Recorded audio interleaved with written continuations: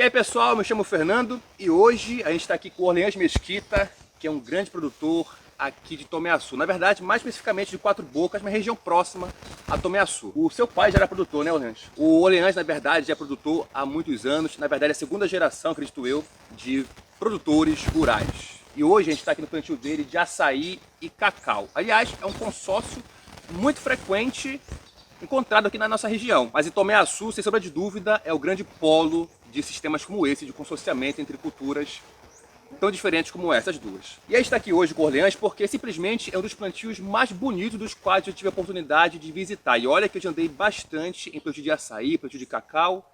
E sem sombra de dúvida, esse aqui é um modelo muito bom para se seguir. É por isso que hoje eu queria tirar algumas dúvidas com ele, até mesmo para esclarecer para vocês, dúvidas que vocês também têm na hora de conduzir seus plantios. Orleans, aliás, a primeira pergunta que eu acho que é importante ser dita é por que a gente plantar açaí e por que plantar o cacau? Olá pessoal, essa é uma grande pergunta, né? Uma boa pergunta. Nós acreditamos que são duas variedades de frutíferas aqui da nossa região que tem uma liquidez muito grande, né? É muito fácil vender açaí e é muito fácil vender cacau, tá? E são duas culturas que elas se adaptam muito bem no consórcio entre si. Para plantar junto açaí e cacau, elas se completam, eu diria assim, porque o açaí faz um sombreamento bom para o cacau, tá? E o cacau faz uma cobertura de solo boa para as raízes do açaí. Tá? Então, assim, é um casamento perfeito, eu acredito, entre açaí e cacau. Agora você falou uma coisa muito importante que é o porquê consorciar essas duas. Ele fala em dois aspectos, né, Orleans? Tu falou em relação ao sombreamento do cacau, que o açaí possibilita, e também a outra questão é a cobertura morta que a gente vê no solo. A gente percebe que dentro do plantio a gente não pisa mais no chão, a gente pisa somente em folhas. Eu gostaria que você abordasse um pouquinho mais o porquê é importante o sombreamento no cacau. Do teu ponto de vista, se não tivesse o açaí para fazer esse sombreamento, qual problema a gente teria no cacau? Nós sabemos que se o cacau a pleno sol, ele tem alguns problemas com alguns sugadores, né, tipo tríplice, monalônio, ataca muito o cacoeiro, tá? E ela é uma planta nativa da Amazônia que ela necessita de uma certa sombra, né? Então, esse consórcio é muito bom, porque aí o Fernando aqui falou da cobertura morta que fica no solo, né? A gente não pisa no chão. Se esse consórcio não tivesse, fosse um açaí solteiro, tá? Aqui estaria cheio de mato e era uma mão de obra a mais que a gente estaria para roçar ou aplicar herbicida para controlar essas invasoras. E com esse sistema a gente já diminui esse custo da área, porque aqui vocês observam que não tem mato. A gente faz um controle no máximo uma vez por ano.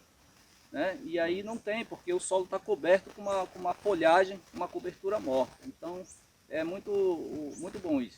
Porque ajuda também na irrigação, eu acredito, né, Orleans? Sim. Porque tem uma cobertura morta muito grande, você aumenta a retenção de água aqui no solo. E se fosse um plantio solitário, por exemplo, só de açaí, hoje a gente tem uma média de quantos litros? 120, se não me engano, 140 litros por touceira por dia, né? Eu acredito que por mais que você coloque essa quantidade de água na irrigação, mas se tivesse uma área descampada sem o cacau ajudando nessa folhagem, perderia grande parte dessa água, né? Porque você falou em irrigação, Fernando, tem duas situações aqui que o nosso clima é muito quente e a planta ela perde muita água por evapotranspiração, né? Que é a transpiração através das folhas. Mas também perde muito pela evaporação do solo, água que evapora direto do solo. Então, com essa cobertura morta, a eficiência da irrigação fica até melhor, porque a água cai em cima das folhas e vai para o solo e tem uma cobertura que diminui essa evaporação. Gente, é interessante uma coisa, o açaí é uma cultura muito recente. Se a gente for levar em consideração que os primeiros plantios comerciais, como esse que o Orleans está fazendo aqui, a gente tem pouco mais de 30 anos. E que para uma cultura como essa, que tem um ciclo de vida gigantesco, a gente pode considerar que é uma cultura muito jovem ainda. E por isso muitas pessoas experimentam diversos espaçamentos, diversas organizações de plantio, e o Orleans não foi diferente. Aqui ele fez o plantio dele consorciado e estabeleceu um espaçamento que ele julgou interessante. Qual seria esse espaçamento hoje, Orleans, do teu açaizal e do teu plantio de cacau, hoje aqui dentro desse consórcio? Fernando, hoje aqui esse espaçamento, o açaí ele tá 6x6, tá? E o cacau ele tá 3x4. Então, um espaçamento que para o açaí ele é um espaçamento excelente, tá? Não está muito adensado, está produzindo bem, tá?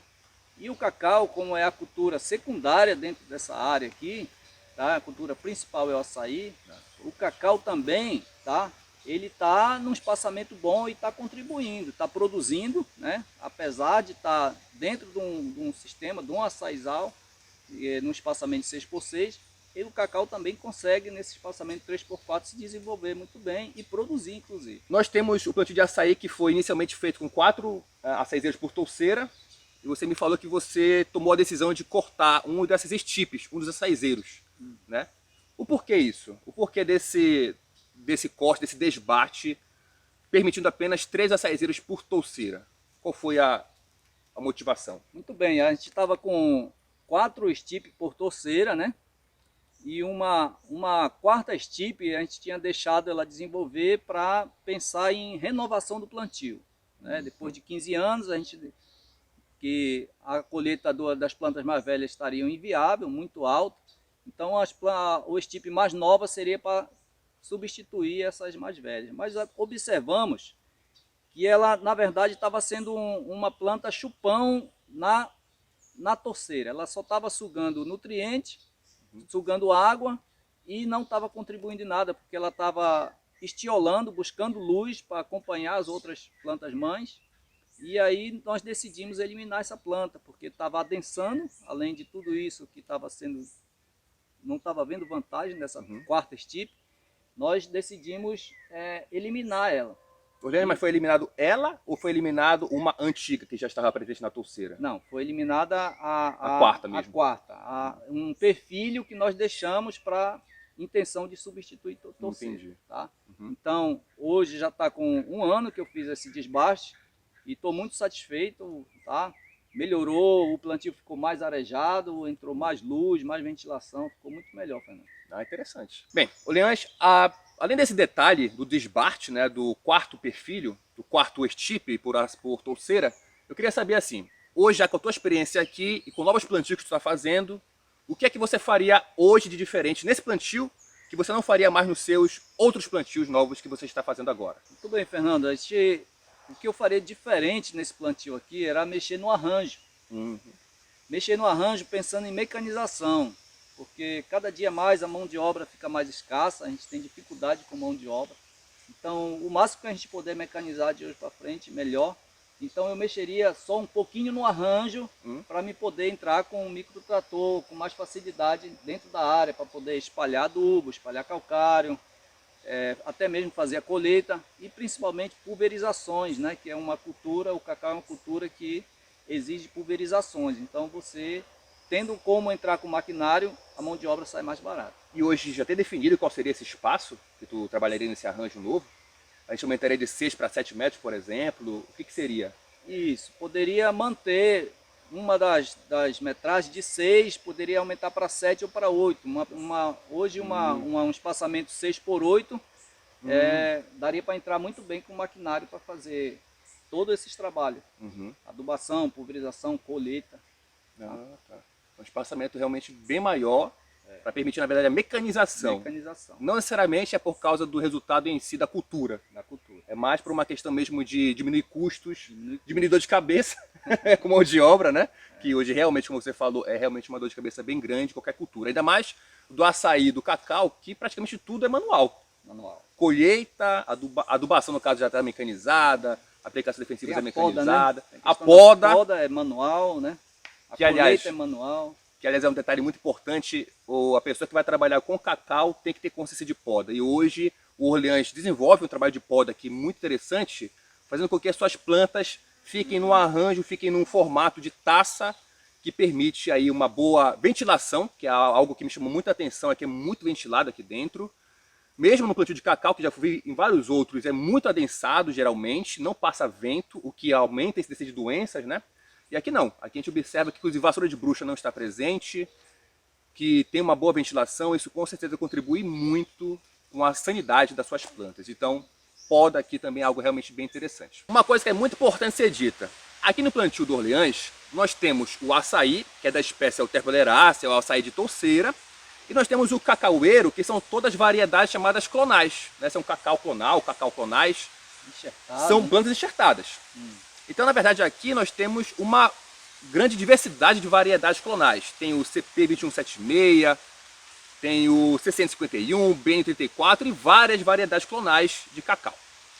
No entanto, aliás, qual foi o objetivo, Orleans, de se plantar tantas variedades? Até gostaria de saber isso. Porque, Fernando, como a gente está trabalhando com plantas clonais, nós sabemos que a gente está repetindo o DNA, repetindo a genética, né? Então é um pouco perigoso você ficar com uma só variedade, você escolher uma variedade e dizer assim, não, essa é a melhor e eu vou multiplicar ela e fazer a maioria da parte da sua área, da sua propriedade com uma só variedade. Porque nós sabemos que as doenças existem, todas as plantas têm a sua vulnerabilidade, né? Tem as suas tolerâncias, mas tem as suas vulnerabilidades. Então, é perigoso ficar só numa variedade. Então, o ideal é você usar vários clones, variedades diferentes, para você poder driblar essa questão das pragas, das doenças. Em relação à organização de plantio, até voltando nessa parte, aqui você divide, eu vejo que você divide os talhões, ou as filas, pelo menos, são divididas nas variedades, você não mistura, né? Nas filas. Qual o propósito disso também? O propósito disso é, cada quadra, a gente chama de quadra bloco monoclonal, né? Para não mistura os clones. Por que isso? Porque os clones eles têm características diferentes.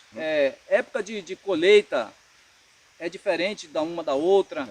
Época de poda, pulverização. Às vezes tem uma variedade que está precisando de pulverização e a outra não está precisando. Então, quando você tem os blocos monoclonais, fica mais fácil. Se você tem só uma variedade, né, que está atacada por uma certa praga, e você então não vai pulverizar a área total, você pulveriza só aquele bloco, tá? Só aquela área. Apesar de serem todos cacaueiros, são de variedade muito diferentes, que precisam de manejo diferente, em tempos diferentes. Em tempos diferentes. Então, ao invés de tu aplicar em tudo, tu vai aplicar só para aquele.